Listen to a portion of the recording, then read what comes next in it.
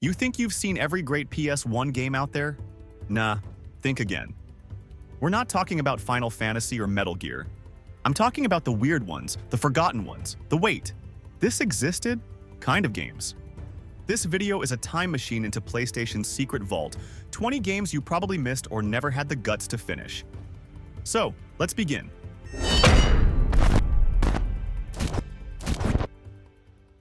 Imagine waking up in a world that's already lost. Cities are gone, the sky's on fire, and what's left of humanity is barely holding on. That's the vibe of C12 Final Resistance, one of the PS1's most underrated shooters. You play as a cyber-enhanced soldier, not some superhero, just one tough bastard trying to push back against an alien invasion that's stripping the planet for carbon, literally draining the Earth's life source. This game doesn't waste time. You're thrown right into chaos. No warm-up, no hand-holding. The environments are gritty, packed with detail, and full of that late-generation PS1 charm. Burned-out buildings, busted highways, and alien machines crawling everywhere. It feels like a mix of post-apocalyptic horror and military sci-fi, and somehow it works. Most shooters from back then forced you down one path, but C12 lets you explore. You can sneak around, go in guns blazing, or just scavenge for better gear and build up your arsenal. It's got that same energy as Siphon Filter, with a bit of that sandbox vibe like the old Spider-Man game, where the world feels big, even if it's running on a PS1. And yeah, it's tough. Enemies don't mess around, and if you go in unprepared, you're toast. If you grew up watching Jackie Chan movies, this game felt like a dream come true. Jackie Chan's Stuntmaster dropped you right into the chaos, and it didn't waste a second. You were dodging punches, flipping off walls and throwing hands like a kung fu legend, all while chasing down a gang that kidnapped Jackie's grandfather. Yeah, it's got that classic damsel in distress plot. But trust me, it's way more about the action. This wasn't your typical beat-em-up. The combat had rhythm and wasn't just button mashing. You had to flow, combo, and improvise like Jackie himself. And the best part? The devs actually motion captured Jackie's real stunts. So when you launched a jump kick off a wall or flipped over a crate to slam someone, it looked and felt legit. You could use basically anything around you, boxes, poles, tables, to bash enemies or pull off some wild acrobatics. Now, don't be fooled by the cartoon-style graphics. This game was tough. Enemies didn't go easy on you, and if you weren't quick on your feet, you'd get wrecked fast. And if you wanted to unlock all the extras, good luck. Hidden golden dragons were scattered everywhere, and getting them all meant knowing every inch of the level. There's something about Harry Potter and the Philosopher's Stone on the PS1 that just hits different. It wasn't the most advanced game out there, but man, it nailed the vibe. You weren't just playing as Harry, you were Harry. Exploring those dusty castle halls, sneaking past prefects, learning how to cast spells with that weird joystick swirl, it felt like you were living your first year at Hogwarts for real. The game had this charming, low-poly look that somehow made everything feel more magical. It didn't try to be super realistic, and honestly, that's what made it fun. The exaggerated faces, the silly animations, the awkward voice acting, it all added to the experience. You had your flying lessons, potions classes, secret passageways, and of course, the occasional run-in with a troll or giant chessboard.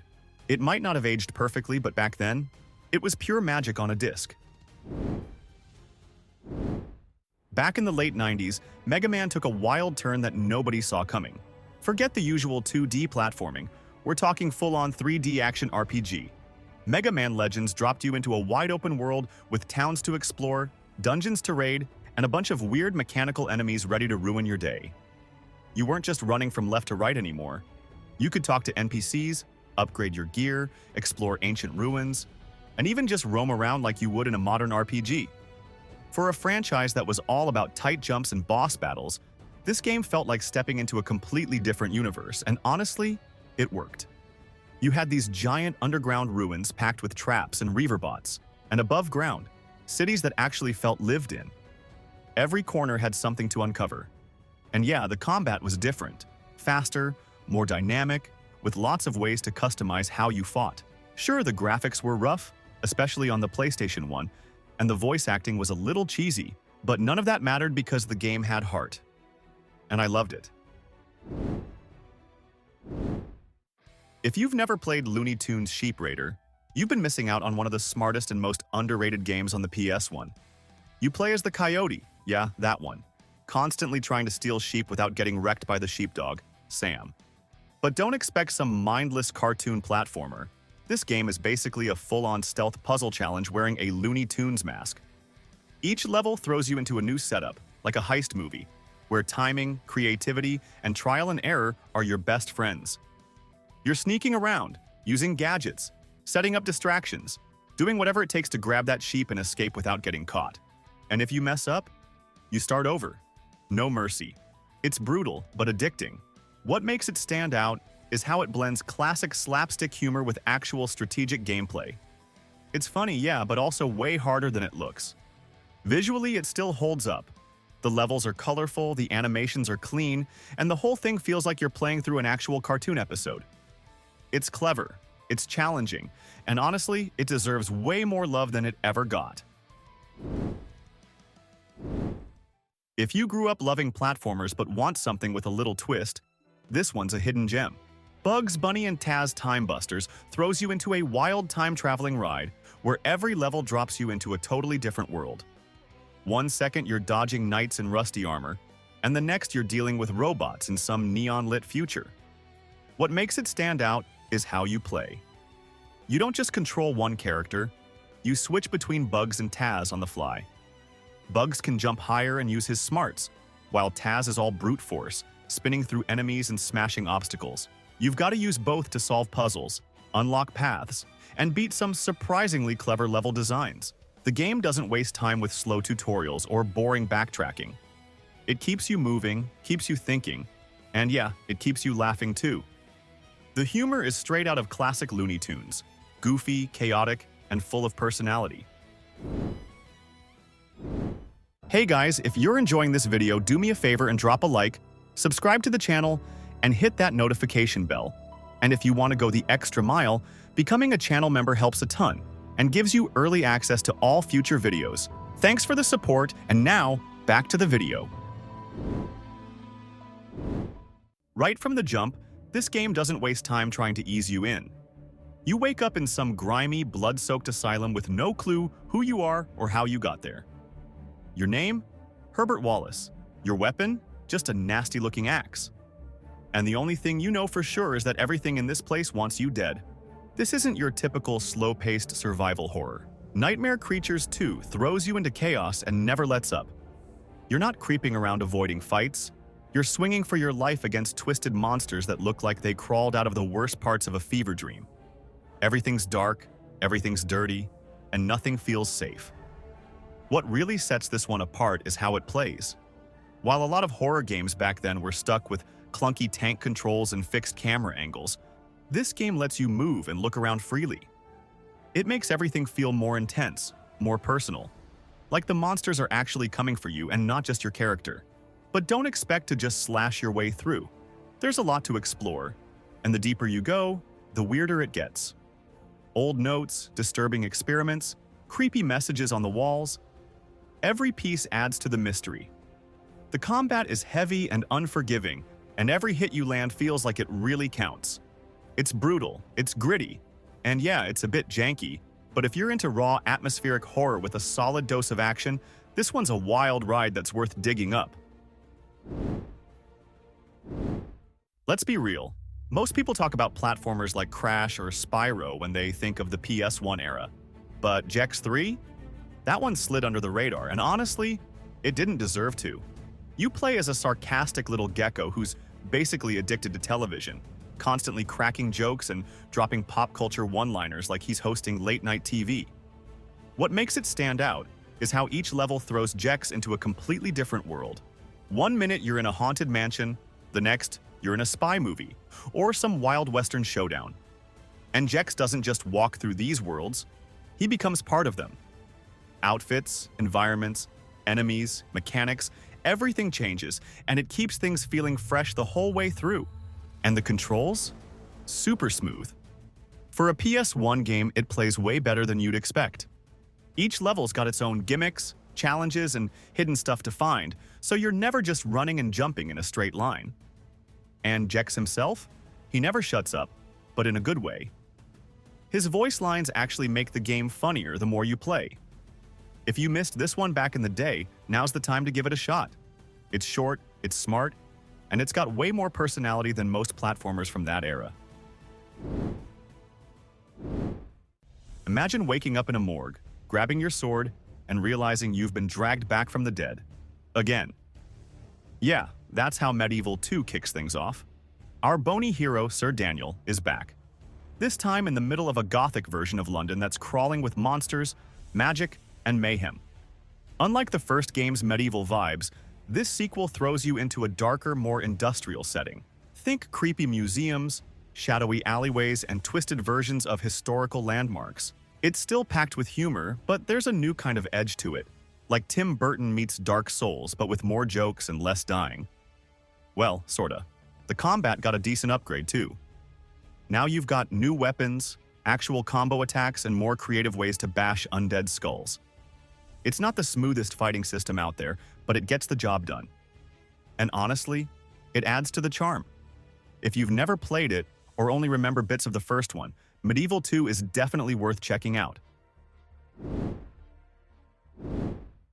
Imagine playing a PS1 game that feels more like a small-town detective drama than an actual video game. That's exactly what you get with Mizzurna Falls. You play as a teenager trying to figure out what happened to a missing classmate, but the game doesn't spell anything out for you. No quest markers, no hand-holding, just you, a snowy town full of secrets and the clock ticking. Every character in the town lives their own routine. They open shops, go home, sleep, disappear, sometimes literally. You're thrown into this open-world loop where you've got to investigate like a real person would. Talk to the locals, follow leads, piece things together bit by bit. And if you take too long, you might miss key events completely. Time matters here. You're not just running around on foot either. You've got a car, an actual beetle, and yeah, you need to refuel it. There's even a boat you can use to explore the lake. And the cell phone, you can actually call people to ask questions or check in on stuff. This kind of detail was unheard of on the PS1. What's crazy is how grounded it all feels.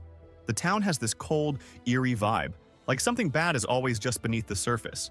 It gives off major Silent Hill energy, but instead of monsters, the horror here is what you might find if you dig too deep. If you like games that make you think, that don't rush you but still keep you on edge, this one's a must. Yeah, there's a Resident Evil game on the PS1 that tossed out everything the series was known for.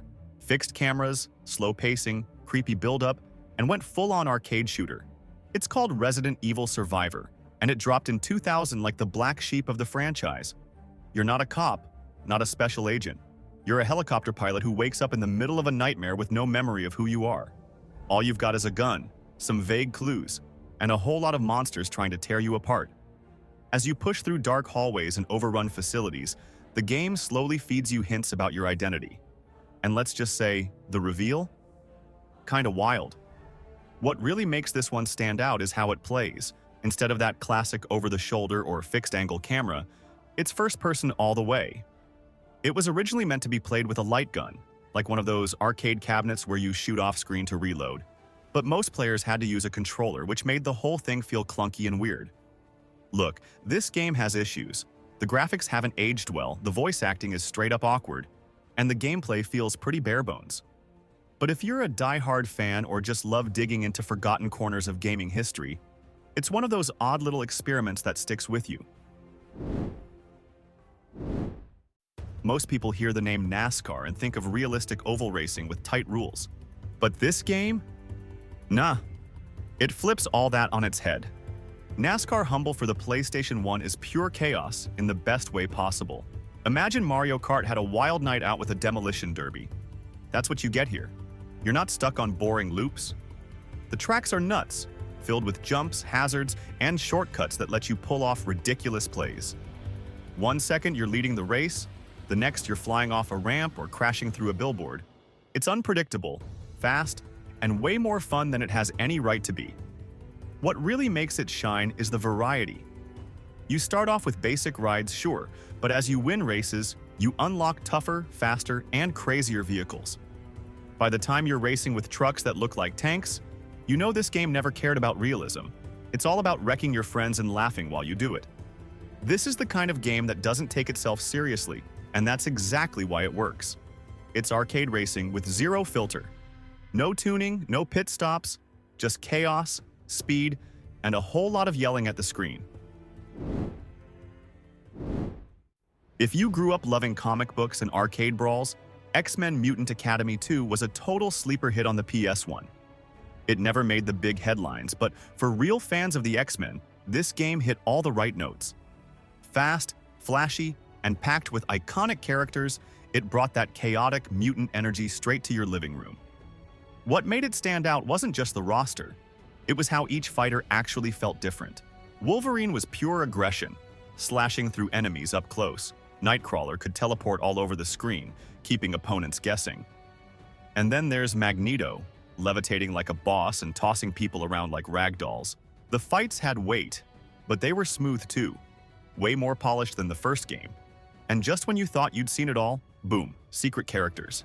Hidden fighters like Spider-Man and Professor X added that extra layer of hype, especially when you stumbled on the right code. It was that kind of game where button mashers could still have fun, but skilled players? They could absolutely dominate. It didn't try to rewrite the fighting genre, but it didn't need to. It gave fans what they wanted: superpowers, chaos, and a solid combat system that actually respected the source material. Back in the late 90s, Xena wasn't just ruling TV screens, she was slicing through enemies on the PS1 too. And yeah, the game is just as wild as you'd expect from the warrior princess. You play as Xena, armed with her badass chakram, tearing through wave after wave of enemies while hunting down her best friend Gabrielle. Sounds simple, right? Except it's not. This game throws you straight into chaos. The fights are fast, the enemies hit hard, and the combat feels way more intense than most action games from that era. The chakram isn't just for show either. It lets you take out multiple enemies from a distance and adds this cool strategic layer to the brawling.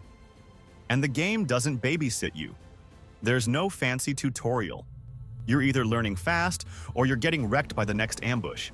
Just when you think you've seen it all, boom, a giant Cyclops shows up to ruin your day. And yeah, that fight was straight up trauma fuel for a whole generation. Back in the PS1 era, most superhero games were pretty basic: beat some thugs, save the day, roll credits. But then came Batman and Robin, swinging way above its weight class. This game tried to give us the full Gotham experience, not just a couple of side-scrolling levels. We're talking about open world, real-time events, and a city that actually felt alive. You could hop in the Batmobile, cruise around, stop crimes, and follow leads, all while racing against the clock to stop Mr. Freeze. Sounds awesome, right? Well, it was ambitious, but the execution? Kinda rough. Movement felt like driving a tank, the combat was stiff, and half the time you'd fight the controls more than the bad guys. Even getting around Gotham felt like a chore. And then there was the fog, thick, gray, and everywhere. But to be fair, that wasn't just for vibes. The PS1 couldn't handle big environments, so the fog was used to hide loading.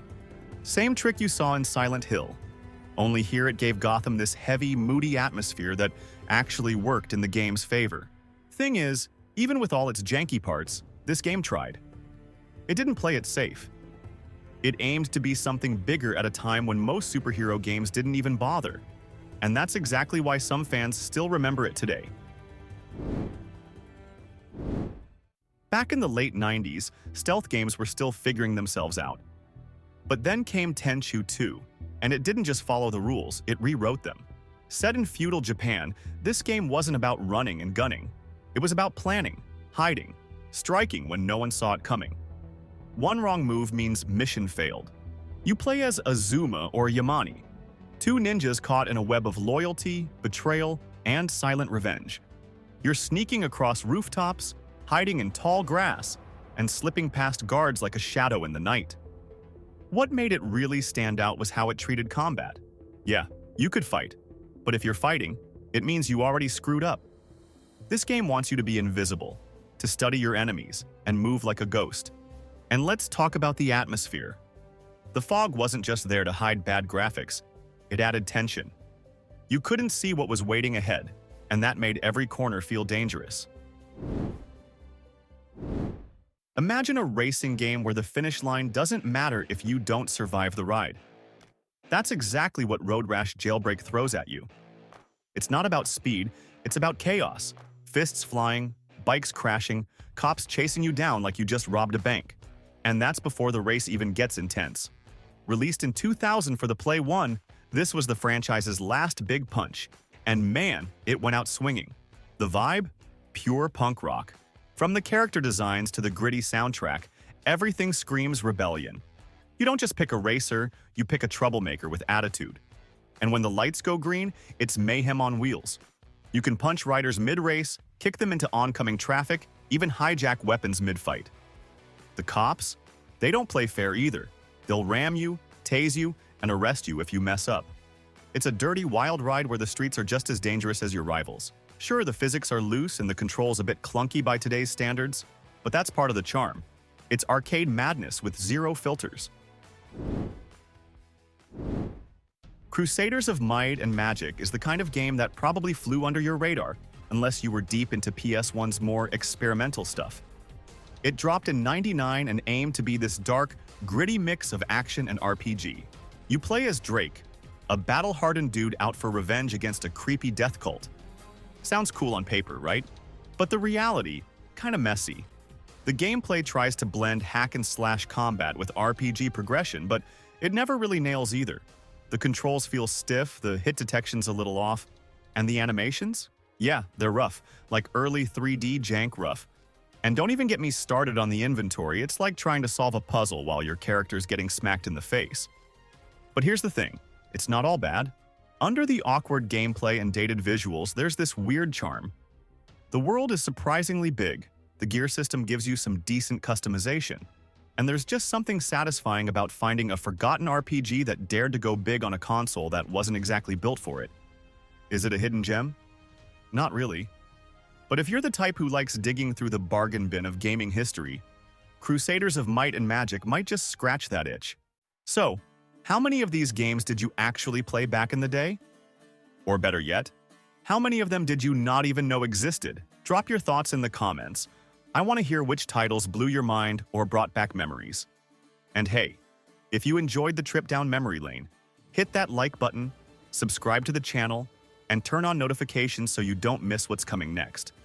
Thanks for watching, and I'll catch you in the next one.